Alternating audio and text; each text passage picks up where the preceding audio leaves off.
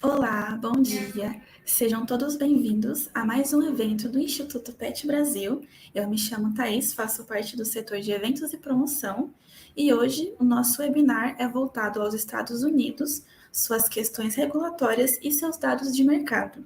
Eu quero primeiramente agradecer a todos que estão nos acompanhando neste momento, aos nossos palestrantes por estarem aqui conosco hoje. E bom, para iniciarmos, eu quero chamar o senhor Antônio Calpert Júnior. Ele é assistente técnico do setor de promoção comercial e investimentos de Atlanta, nos Estados Unidos, e ele falará um pouco sobre dados de mercado e a inteligência de mercado dos Estados Unidos. Senhor Antônio, seja muito bem-vindo. Muito obrigada por estar aqui conosco e te passo a palavra agora. Fique à vontade. Bom dia a todos. Bom dia aí ao Felipe, a Thaís e ao Instituto PET Brasil, a quem eu agradeço o convite.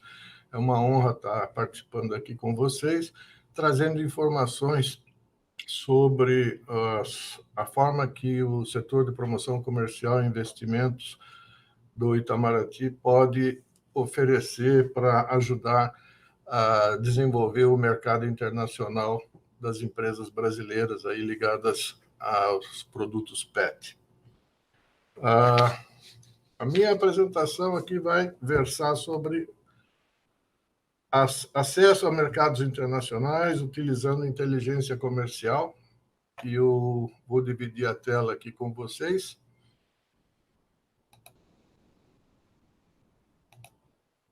Gostaria de saber se está visível. Sim, senhor Antônio, pode prosseguir. Perfeito. Então, vamos lá. O setor aqui de promoção comercial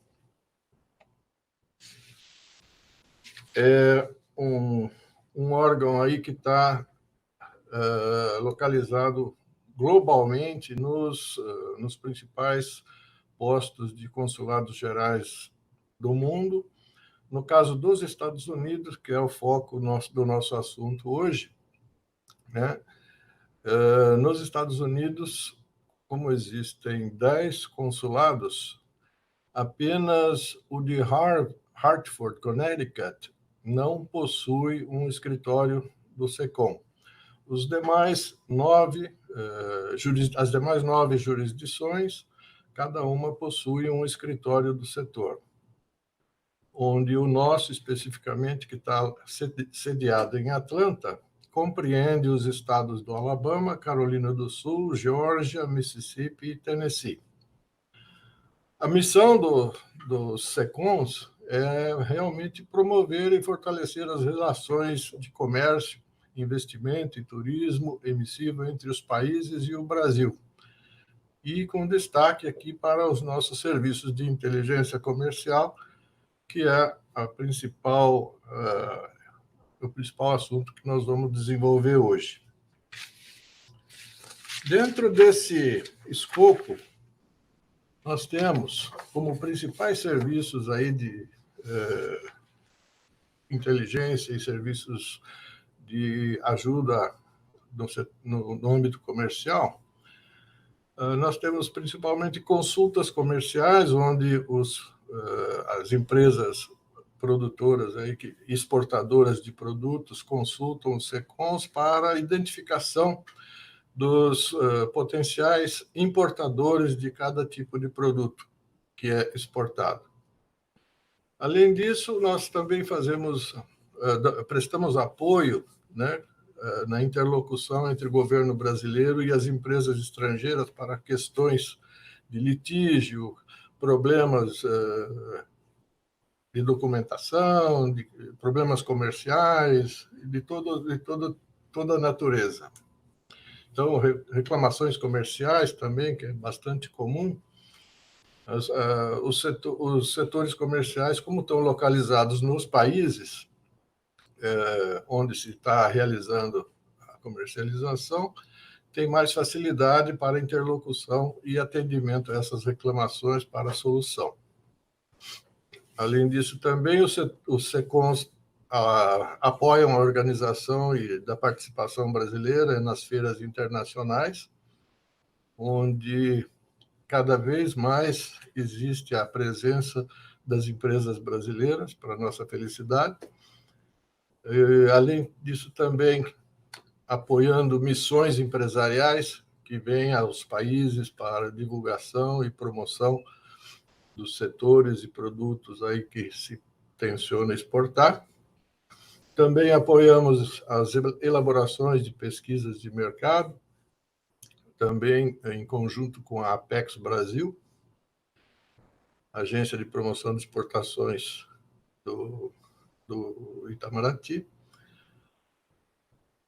Também apoiamos a identificação de oportunidades de investimento direto no Brasil por parte de investidores da nossa jurisdição aqui dos 5 estados que tenham interesse em investir no Brasil. E também organização de missões compradoras e investidoras ao Brasil, ou seja, nos 2 sentidos. Nós temos essas missões, tanto brasileiras interessadas em comercializar produtos aqui nos Estados Unidos, como também empresas norte-americanas com interesse em desenvolver mercado no Brasil. Finalmente, nós temos também uma grande atividade em cooperações com câmaras de comércio, onde nós temos aqui na nossa jurisdição a Brazilian American Chamber of Commerce of the Southeast, que também atende os 5 estados da jurisdição aqui do consulado. Então, basicamente, essas são os principais serviços que o SECOM oferece para os interessados aí, tanto do Brasil quanto dos Estados Unidos. Focando especificamente nas informações de inteligência comercial, a principal ferramenta, a principal informação que serve como origem das pesquisas para que a gente possa acessar os bancos de dados que a gente tem acesso de inteligência comercial, todos eles se baseiam no código da NCM, que é popularmente conhecido no Brasil e Mercosul, ou aqui nos Estados Unidos, o seu similar Harmonized System. Basicamente, eles são similares, com pequenas diferenças. Então, se recomenda, como a pesquisa é feita aqui nos Estados Unidos, recomenda-se que o interessado identifique corretamente o código HS, né, para ver se existe a semelhança e a similaridade com o código que é de interesse. Através dessa informação, nós podemos alimentar os interessados com listas de potenciais importadores aqui dos Estados Unidos de cada produto ou mercadoria que tenha um determinado NCM ou HS. A preferência que nós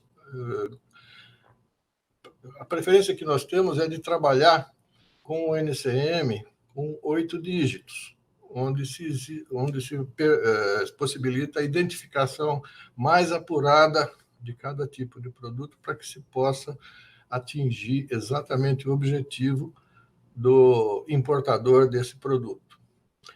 Além das listas de importadores, também nós emitimos estatísticas de valores importados, né, com base nessa identificação, onde oferecemos valores históricos, né, através de anos, meses de calendário desses determinados produtos.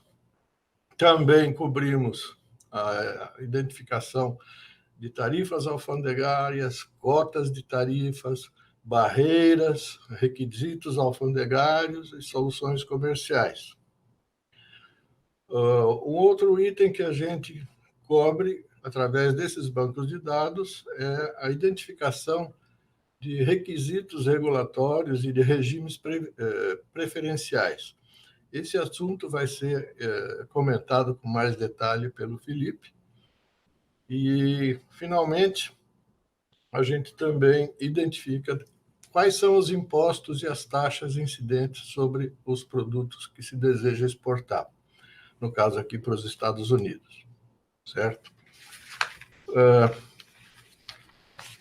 Nós, como recomendações para quem tiver interesse em desenvolver mercado aqui nos Estados Unidos,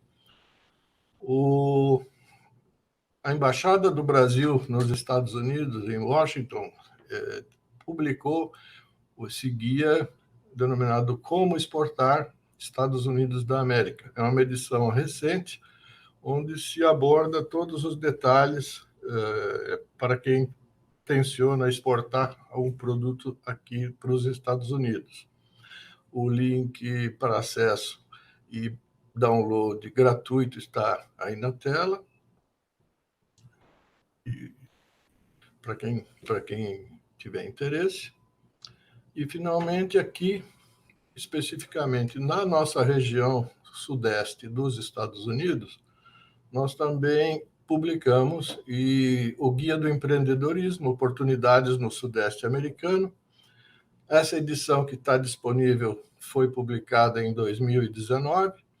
Nós já estamos com uma edição revisada e atualizada, 2023, que ainda esse mês vai ser disponibilizada no mesmo link.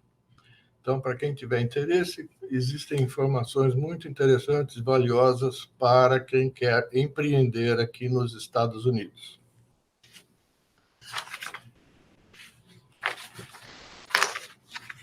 Fui breve, espero que tenha atendido aí a expectativa aí de quem está participando.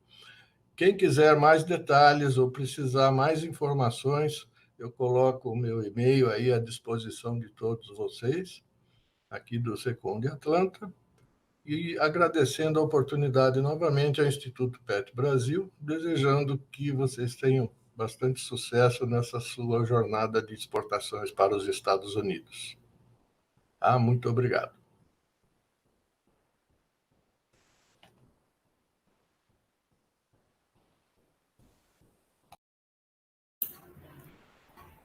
Perfeito, senhor Antônio. Muito obrigada pela apresentação e pelos dados que o senhor trouxe.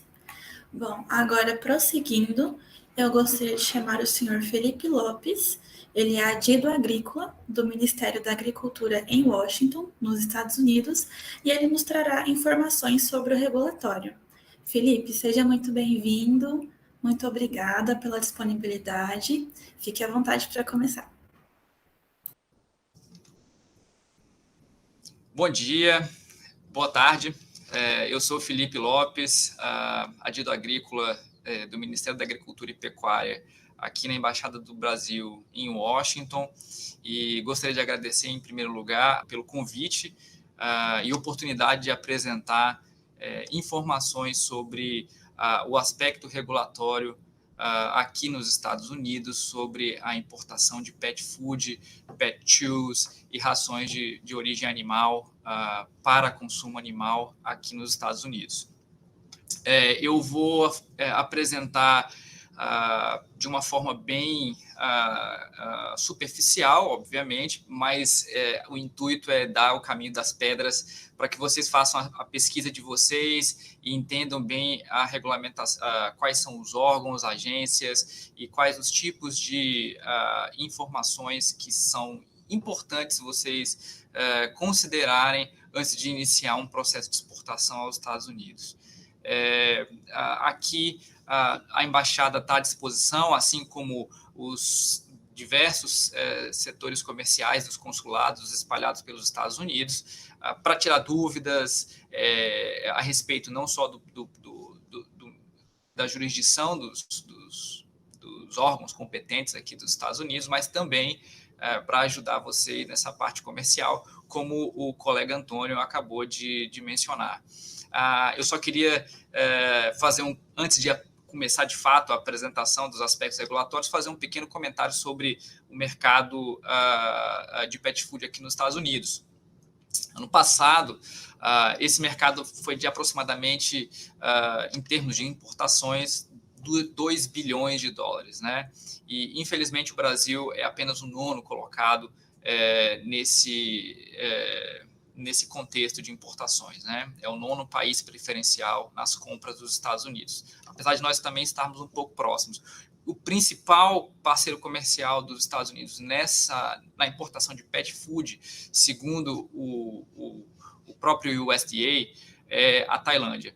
Então, a Tailândia, em 2022, exportou para cá 827 milhões de dólares e o Brasil apenas 48 milhões e 200 mil dólares em produtos. Então, existe uma margem muito grande para trabalharmos aqui nos Estados Unidos.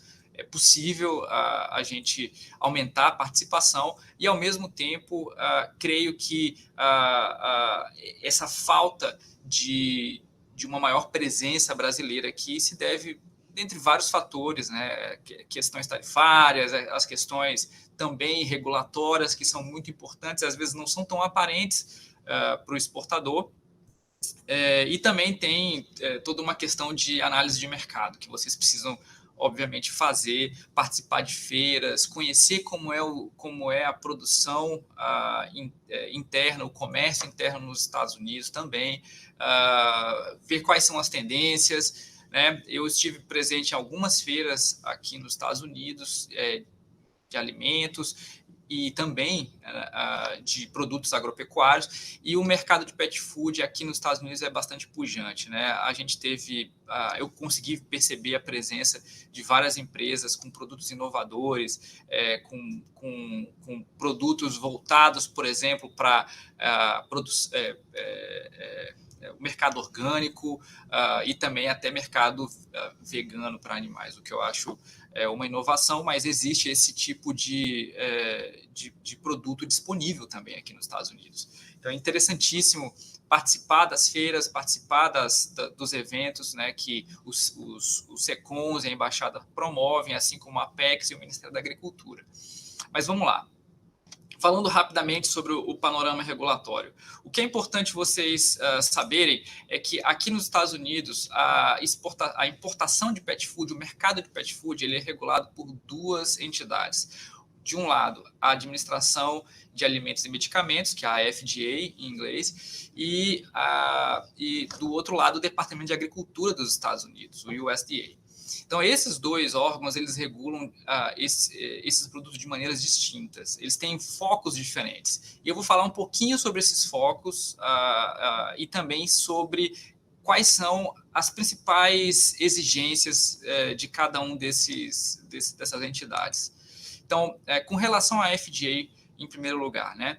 Quais são os objetivos da FDA em relação aos pet foods e os alimentos destinados aos animais, né? Basicamente, manter a saúde desses animais e também dos humanos que convivem com os animais. Porque, obviamente, alimentos também são vetores de doenças para os animais e que podem, de uma certa forma, também afetar a saúde humana.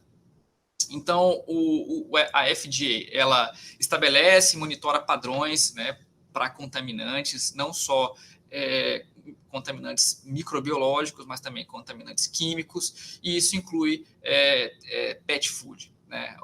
A FDA trabalha com alimentos, medicamentos, materiais médicos, equipamentos médicos, e dentre outros vários produtos, né, sob a jurisdição do órgão que, enfim, está disponível no site deles. Mas hoje nós vamos focar, obviamente, no pet food, nos alimentos. A FDA também aprova aditivos, né, que podem ser utilizados na fabricação desses pet foods, e eles têm uma lista chamada de GRAS, né, que é Generally Recognized as Safe. Então, esses produtos, eles, quando constam nessa lista, eles já são pré-aprovados pelo órgão. Se, por acaso, alguma fábrica, seja aqui ou no exterior, tem intenção de utilizar um aditivo novo no seu produto e esse aditivo não está presente nessa lista, é preciso iniciar um procedimento específico para reconhecimento e aprovação do produto. Mas isso é muito específico, eu acho que vocês teriam que, então, fazer uma pesquisa muito mais detalhada sobre o tema, se for o caso. Também a FDA ela regula e aprova, como eu falei, medicamentos veterinários. Às vezes, algumas empresas têm interesse em fazer exportações para os Estados Unidos de medicamentos, e é necessário realmente ter essa aprovação para iniciar de fato o comércio com os Estados Unidos. Uma coisa importante que a gente precisa observar é que não só os alimentos, né, mas também os alimentos destinados para animais e as rações, elas estão também sob a jurisdição da Lei de Modernização da Segurança dos Alimentos, que é a Food Safety Modernization Act, ou aqui, como eles costumam falar, a FSMA. Então, basicamente, os mesmos controles que a FDA aplica para alimentos, ela vai também aplicar para rações e pet food. Então, é importante vocês conhecerem quais são os princípios básicos da FSMA e estarem familiarizados com elas. Isso é muito importante. E eu vou explicar um pouquinho mais na frente por quê.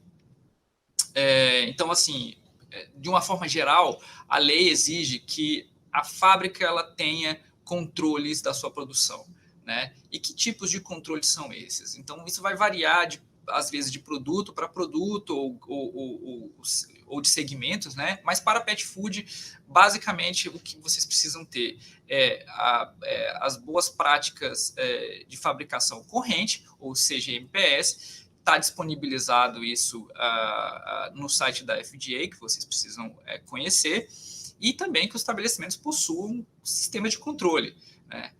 Isso é uma coisa básica, e o Ministério da Agricultura no Brasil também exige esse tipo de coisa. Então, não deve ser algo muito difícil de vocês entenderem e se familiarizarem. Basicamente, vocês precisam ter um HACCP, um controle preventivo baseado em risco, isso se for necessário, vocês precisam fazer a avaliação de todo o sistema, ter um Food Safety Plan, que é um plano, né, de segurança, que é um registro físico, que deve estar arquivado na fábrica de vocês. Enfim, e outros parâmetros também estão disponíveis, que são, basicamente, se for necessário você ter um controle da sua cadeia de suprimentos, você tem condições específicas, né, para você colocar em prática, e, ao mesmo tempo, quais são as condições que você deve fazer isso, né? Além de outras definições que todas as guias e as instruções elas vão disponibilizar. Então, basicamente, a FDA disponibiliza algumas informações, e essas informações elas são, no meu modo de ver, bastante abundantes, né? Por exemplo, eles fazem fichas, né, de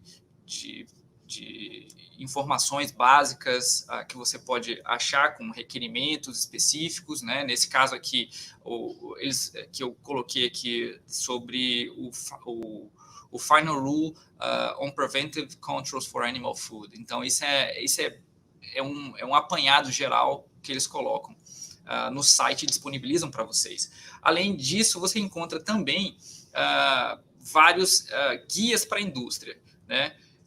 Para vários tópicos que a FDA ela toca, então ela regula, ela também produz informação que não são informações necessariamente com força de lei, mas que dão orientações para as empresas produzirem e buscarem informações. Então, com relação ao CGMPS, está aqui, é o Guidance for Industry número 235. Vocês procurarem na internet, vocês vão encontrar facilmente esse guidance por aí. Mas não é apenas esse guidance que vocês devem olhar, obviamente. Para quem produz alimento para animais com medicamento, é necessário também observar esse Veterinary Feed Directive, ou VFD. Eu acho super importante mencionar isso, vou falar apenas superficialmente, né, nesse slide, porque, afinal de contas, é uma questão também um pouco mais específica, mas se vocês, porventura, vierem a fazer qualquer tipo de exportação para os Estados Unidos, tensionarem fazer uma exportação para os Estados Unidos com esse tipo de produto na ração, é necessário ter controles adicionais e informações estão abundantes no site, né? Bem, como eu disse no slide anterior, procurem as informações, façam as leituras de forma atenta das instruções disponibilizadas pela FDA, especialmente para o caso de produto com medicamento. Existe um Guidance for Industry também para esse caso. O registro de estabelecimentos na FDA não é obrigatório. Aliás, perdão, o registro de estabelecimentos na FDA ele é obrigatório. Então, o que não acontece, na verdade, é a interferência do Ministério da Agricultura lá no Brasil para realizar esse registro. É a própria empresa que entra no site da FDA, faz o acesso ao sistema e realiza o registro do seu estabelecimento no órgão. Então, repetindo, é obrigatório. O registro de estabelecimento é algo importantíssimo aqui nos Estados Unidos. Um outro tópico também importante que precisa ser lembrado é o aviso antecipado, né, o prior notice. Esse é uma exigência, né, que foi estabelecido lá em 2002 por conta de questão de bioterrorismo, né? Então, basicamente, todos os estabelecimentos que exportam para os Estados Unidos alimentos ou alimentos para animais precisam fazer esse tipo de aviso. Então, isso é antes, inclusive, da expedição do produto. E, por fim, eu queria falar rapidamente sobre rotulagem. A FDA ela regula essa parte de rotulagem, mas ela também não faz a avaliação prévia do seu rótulo. É uma responsabilidade da empresa, da indústria, entender quais são os requisitos necessários para uma rotulagem de produto e, com base nessa rotulagem, quando o produto chegar, ele vai ser inspecionado. Se houver qualquer tipo de falha de atendimento, tanto na rotulagem quanto em qualquer outro aspecto relacionado a exigências da FDA, o produto pode ser retido ou então rechaçado, ou seja, devolvido para o Brasil, ou até mesmo destruído, dependendo da situação. Então, é importantíssimo que vocês façam o dever de casa antes de mandar absolutamente qualquer tipo de produto aqui para os Estados Unidos. Agora eu vou falar rapidamente sobre o Departamento de Agricultura dos Estados Unidos, o USDA.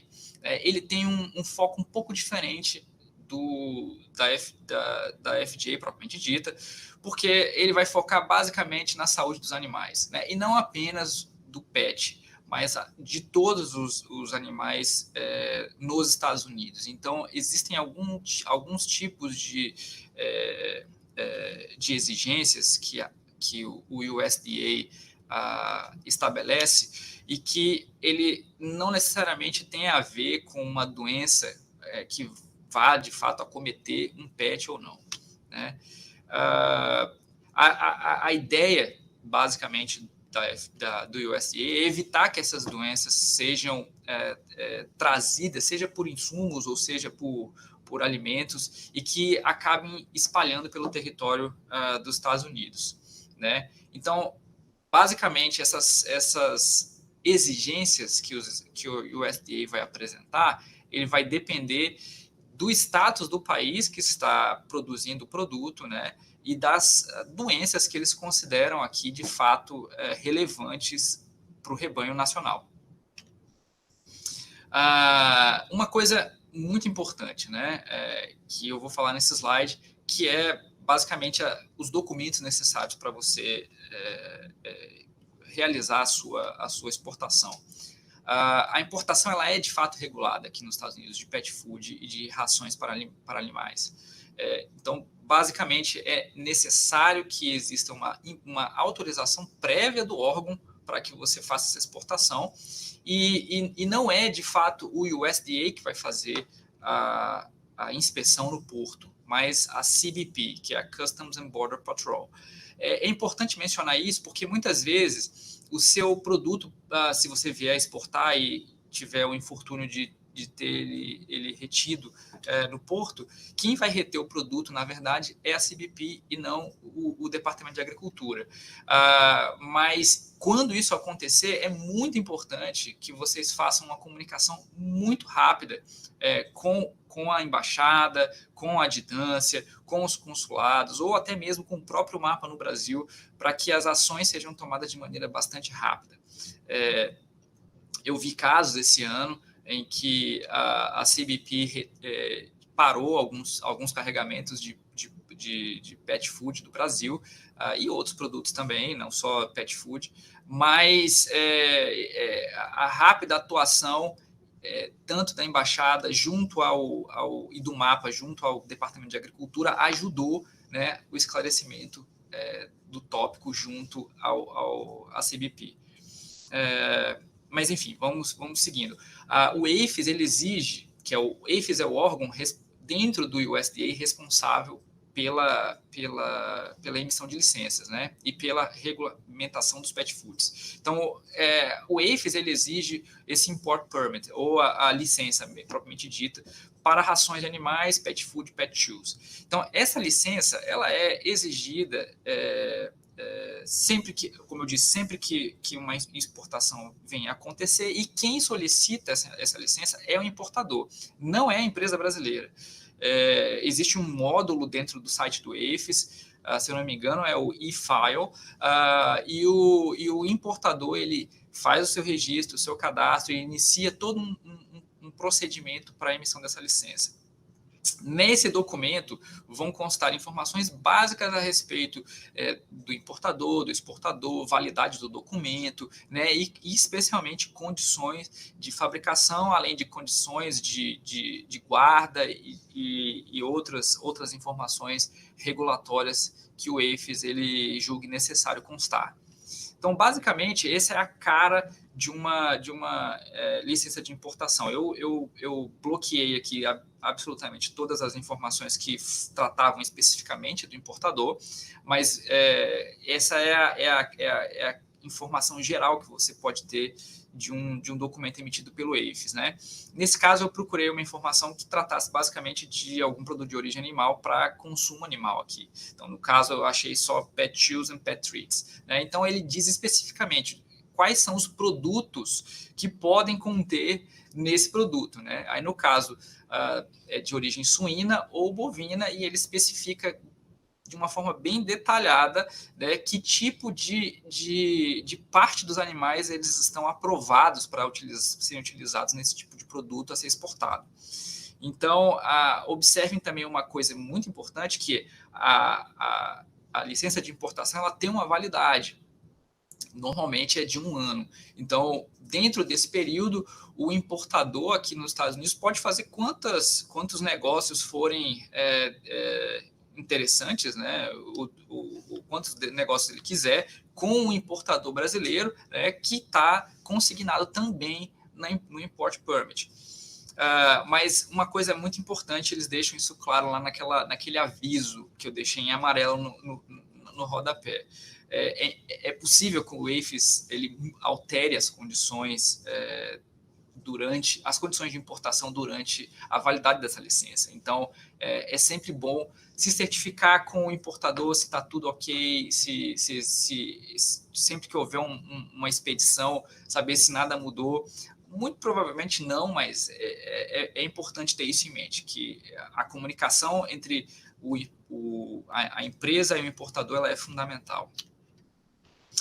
Na segunda página do Import Permit, e aí eu marquei especificamente esse primeiro item, é o item que dá as condições, né, de produção. Então, nesse caso, aqui ele exige que o produto ele seja aquecido e tenha uma temperatura interna mínima de 80 graus Celsius, né? Além de não ter sido misturado com nenhum tipo de produto de origem animal que não esteja autorizado nessa permissão ou nessa licença.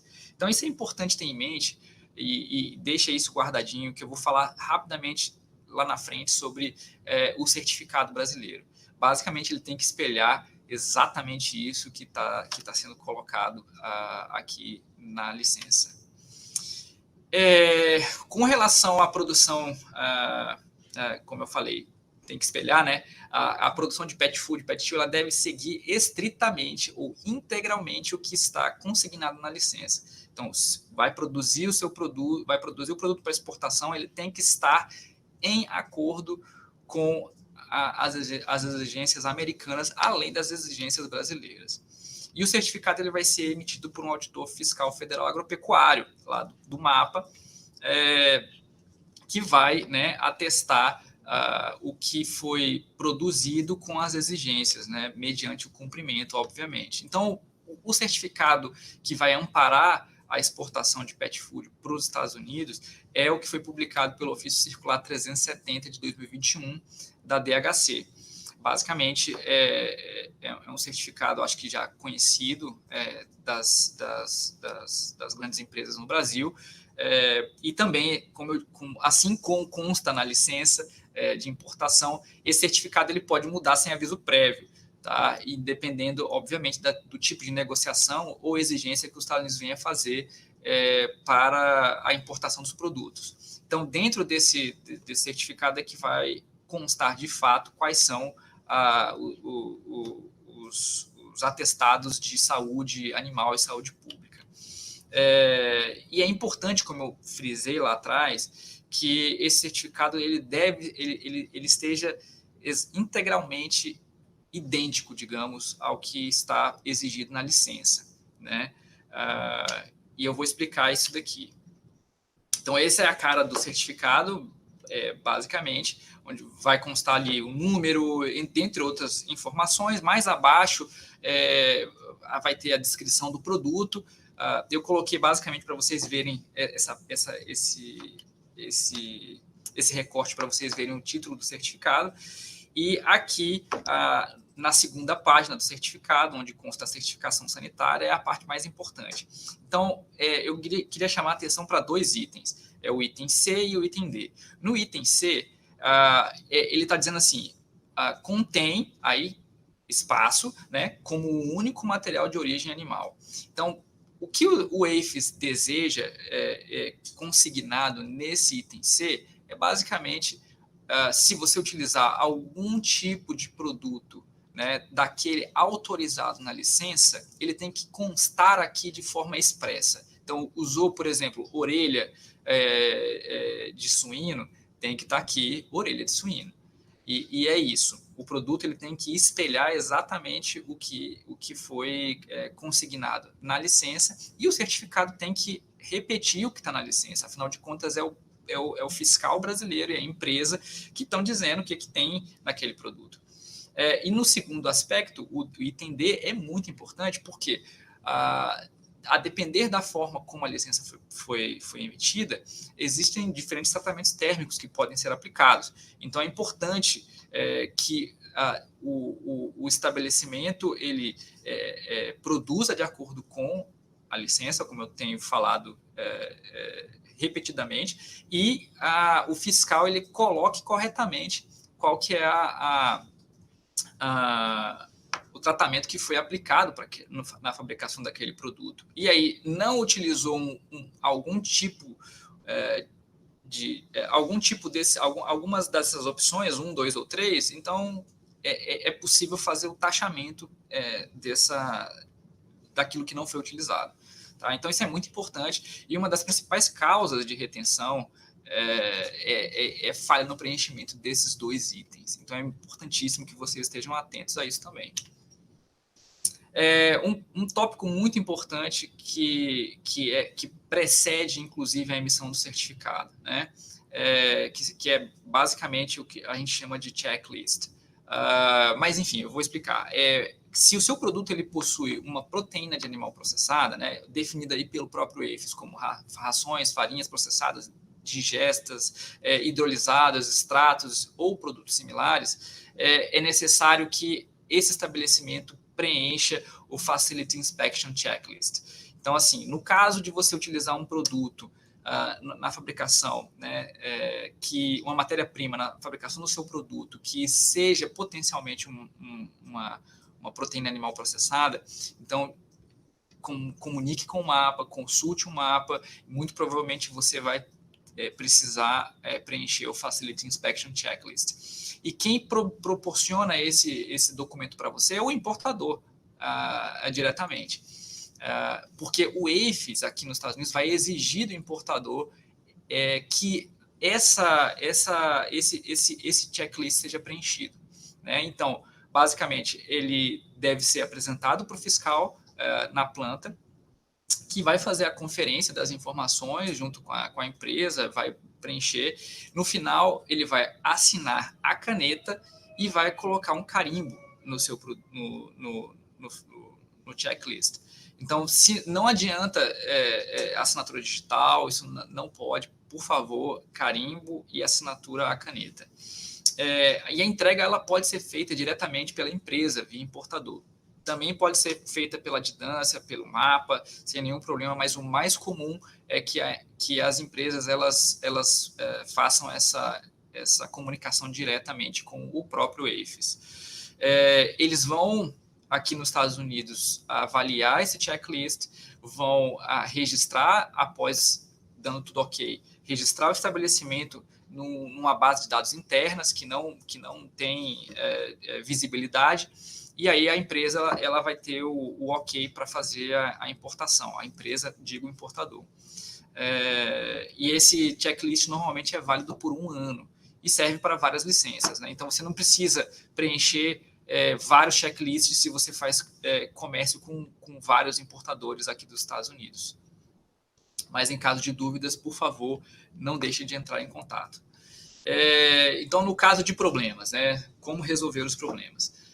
A FDA ela mantém um canal de comunicação direto com importadores e exportadores. E, basicamente, esses questionamentos eles podem ser dirigidos diretamente para o AskCVM, que é um serviço muito interessante que responde com bastante agilidade às consultas realizadas. Eu mesmo, além dos meus contatos pessoais que eu mantenho com colegas da FDA, mas eu utilizo basicamente o AskCVM para fazer questionamentos. E eles respondem com bastante celeridade. Dúvidas técnicas sobre tópicos relacionados ao USDA, em primeiro lugar, contate o fiscal responsável pelo seu estabelecimento, ou faça uma comunicação direta ao DIPOA. Por quê? Tanto o fiscal quanto o DIPOA são as instâncias técnicas competentes para tirarem qualquer tipo de dúvida em relação à fabricação de produto, se o produto é elegível ou não, se o estabelecimento possui condições ou não. Mas, enfim, se vocês quiserem consultar a Didância também sobre aspectos técnicos, eu obviamente vou receber, mas de uma forma bem clara para vocês, essas consultas elas são sempre direcionadas ao Ministério da Agricultura, porque é o órgão competente. Já um outro aspecto muito importante que precisa ser mencionado é que a FDA e o USDA realizam inspeções nas fábricas brasileiras. Então, é de fundamental importância que vocês tenham todos os registros de produção organizados e, além de cumprir, obviamente, com todos os requisitos estabelecidos por ambos órgãos, né? A FDA ela tem tem realizado visitas periódicas ao Brasil com muito mais frequência do que o APHIS, e o APHIS também fará e faz inspeções em fábricas brasileiras. Então, com relação a cargas retidas, é importante que vocês informem a Didância com a maior brevidade possível, ou a embaixada ou os consulados, né? Então, apresentem a certificação que foi utilizada, caso isso venha a acontecer, né, de ter um carregamento retido, e uma explicação básica sobre o problema.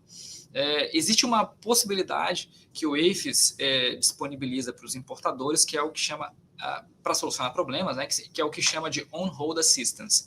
Então, dentro desse módulo, dentro do site do USDA, o importador ele solicita, né, a intervenção do APHIS sobre um determinado problema, e o APHIS vai analisar o que está acontecendo e vai dizer se existe uma solução ou não para aquele caso.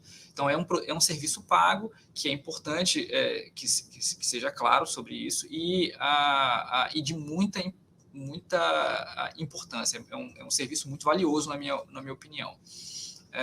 Isso evita, muitas vezes, que o seu carregamento ele seja rechaçado de pronto. Haverá uma análise e, se houver uma solução, eles vão apresentar. Se não houver solução também, eles vão informar e o carregamento vai retornar ou vai ter um destino aqui nos Estados Unidos, né? Destruição ou reexportação. E os exportadores, nesse caso, e aí eu acho que vale a pena essa dica, precisam manter um contato bastante estreito com os seus importadores, né? Basicamente, os importadores eles são os responsáveis pela carga quando chega aqui nos Estados Unidos, e eles vão tratar desse tema diretamente com eles, muitas vezes. Então, é importantíssimo também que vocês tenham um bom relacionamento por conta também de regulamentações estaduais específicas. Infelizmente, não dá para cobrir tudo, não dá para saber absolutamente tudo, mas o importador que está dentro do negócio aqui nos Estados Unidos, ele vai, muitas vezes, conhecer quais são as exigências também estaduais, se existirem.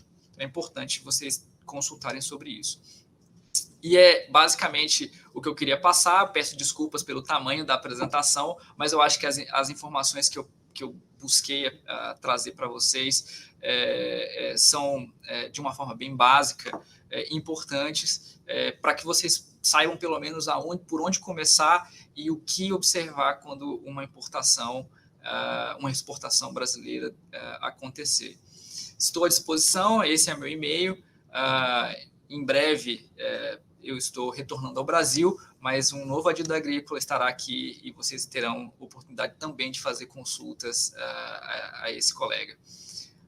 Mais uma vez, Instituto PET Brasil, obrigado pela oportunidade, espero que tenha sido útil e até a próxima.